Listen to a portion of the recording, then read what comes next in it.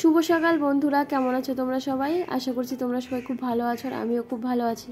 আর আমার ভয়েসটা খুব একটা ভালো নেই, কারণ কদিন ধরে খুবই গরম, তারপর ফ্রিজের জল খাচ্ছিলাম, তারপরে কালকে দুদিন ধরে দুবার করে আর কি স্নান করছি। সকালে স্নান করছি, আবার সন্ধ্যা মানে রাত্রে সমস্ত কাজ টাজ করে আবার স্নান করছি, যার জন্য ঠান্ডাটাও আর কি লেগেছে হালকা হালকা আর কি। তো যাই হোক, আর এটা আমার রুটিনের মধ্যেই পড়ে যে যখন বাড়ি যাব তার প্রায় 3-4 দিন আগে থেকে এরকম ঘর গোছানো, মানে সব কিছু আর কি পরিষ্কার করে ঠরে ধুয়ে যায়। আবার যখন আসবো তখন এইরকম 2-3 দিন আর কি টাইম লাগে আর কি। তো যখন এইখানে মানে যখন আসবো তখন ওই ঘর ঠর গুছাতে গুছাতে কোনো দিন আমার 7টা-8টাও বেজে যায়, মানে সব কিছু পরিষ্কার করে স্নান টান করতে। সেদিন আবার রাত্রেও রান্না করি না, বাইরে থেকে বলি যে খাবার টাবার নিয়ে আসতে। তো এই সেরকমই আজকেও এরকম হয়েছে। তো যাই হোক, অনেকটাই পরিষ্কার করতে করতে না আমার অনেকটাই লেট হয়ে গেছে। এইদিকে আবার একটু মানে জল থাকে না, সেটাও আর কি চিন্তায় ছিলাম যে জল থাকবে কি না। যতই ভাবি কি যে না 1 ঘন্টা 2 ঘন্টার মধ্যে কাজগুলো শেষ করে ফেলবো, কিন্তু 1 ঘন্টা 2 ঘন্টা হয় না, আরও তার এক্সট্রা আরও 1 ঘন্টা আর কি লেগেই যায়। তো যাই হোক, এই যে হালকা হালকা ঝুল পড়েছিল। অবশ্য আমার মাসে 2বার করে আর কি ঘরটা পরিষ্কার করা হয়, মানে সামনে যখন একটু ঝুল দেখি না তখন আর কি পরিষ্কার করেই রাখি। আর এইগুলো তো সবসময় পরিষ্কার করা হয় না, যার জন্য আর কি যখন বাড়ি যাই তখন মানে যাওয়ার আগে আর কি পরিষ্কার করে ধুয়ে যাই, আবার আসবো তখন আর কি পরিষ্কার করা হয়।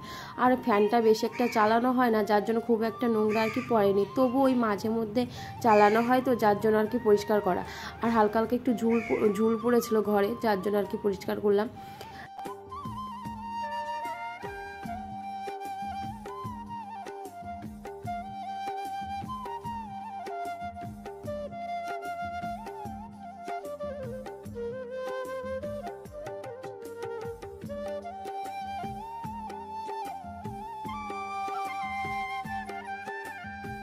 আর ঘরটা না খুব ছোট, মানে ঘর আন্দাজে জিনিসপত্র আর কি বেশি হয়ে গেছে, আর ঘরটা ছোট হয়ে গেছে, যার জন্য আর কি কোনো কিছুই আর কি এখন আর কিনবো না।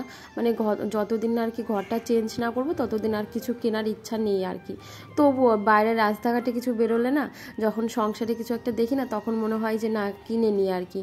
আর এই যে কুলারটা কিনেও না একবার এদিকে একবার ওদিকে এরকম হচ্ছে ব্যাপারটা। তো জানি না যখন আর কি শীত পড়বে তখন আবার কোথায় রাখবো, তার জন্য আবার আলাদা একটা জায়গা করতে হবে, ঠিক করতে হবে। তো দেখি, আর ইচ্ছা আছে খুব তাড়াতাড়ি ঘরটা আর কি চেঞ্জ করার। আর মানে ঘরটা খুবই আর কি এখন ছোট হয়ে গেছে। যখন ও একা থাকতো, একার জন্য আর কি ঠিক ছিল, তখন তেমন বেশি আর কি জিনিসপত্র ছিল না। আর এখন যেহেতু আমিও থাকছি, টুকটাক করে অনেক কিছু আর কি কিনছি। তো যাই হোক, এদিকে আমার ঘরটা আর কি ঝুলটা আর কি পরিষ্কার করা হয়ে গেছে। এখন ওই তোমার ঝাঁটা দিয়ে আর কি মানে সব কিছু আর কি ঝুলগুলো আর কি উপর থেকে আর কি নিচে মানে ফেলছে আর কি।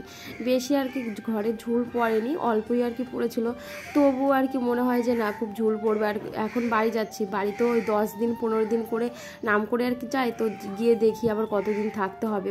ভাবছি যে বাড়িতে যাব। বাড়িতে গিয়েও না আমি বেশি দিন আর কি থাকতে পারি না, 4 দিন 5 দিন, খুব জোর হলে 1 সপ্তাহ, তার বেশি আর কি থাকা যায় না। তো ভাবছি এদিন দেখি বাড়িতে গিয়ে, বলে তো যাই প্রায় বাড়িতে গিয়ে 1 সপ্তাহ 10 দিন থাকবো, কিন্তু ওই 4-5 দিন কিংবা ওই 1 সপ্তাহ না, 6টা রাতের বেশি আর কি থাকাই হয় না। আর বাড়িতেও যেতে যেতে সেই রাতটাও হয়ে যায়। তো এদিকে ভাবছি আর কি যাবো ষষ্ঠীতে, ভাবলাম কত ইচ্ছা ছিল যে ষষ্ঠীতে যাব, তো ষষ্ঠীতে আর কি যেতেই পারলাম না। এর আগের বারও ওর অফিসে ছুটি হয়েছিল না, যার জন্য আর কি যেতে পারিনি। এবার ছুটি হয়েছিল, কিন্তু ওই যে আমাদের বংশে একজন মারা গেছে, যার জন্য আর কি যেতে পারিনি। তো ভাবছি দেখি বাড়িতে গেলে পরে রবিবারের দিন বাড়িতে আর কি যাব। মানে এইখান থেকে আমরা শুক্রবার 6:30 মানে 6:20 ট্রেনে যাব। বাড়িতে যেতে যেতে তো রাত 10টা 10:30 আর কি বেজেই যাবে। তারপর মানে তোমার ওই রবিবারে আর কি আমাদের বাড়ি যাওয়ার ইচ্ছা আছে।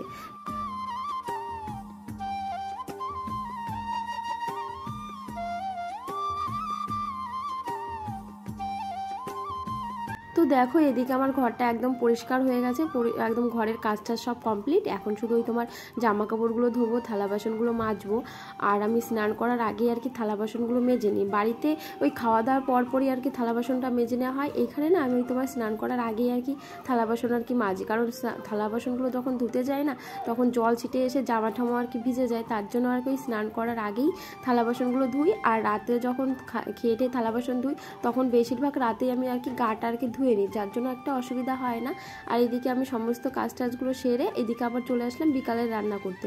বিকাল বলতে তোমার রাতে, আর আমার রান্নাটা করতে হয় বিকাল থেকে, ওই 4:30 5টার মধ্যে আমার রান্নাটা বসাতে হয়।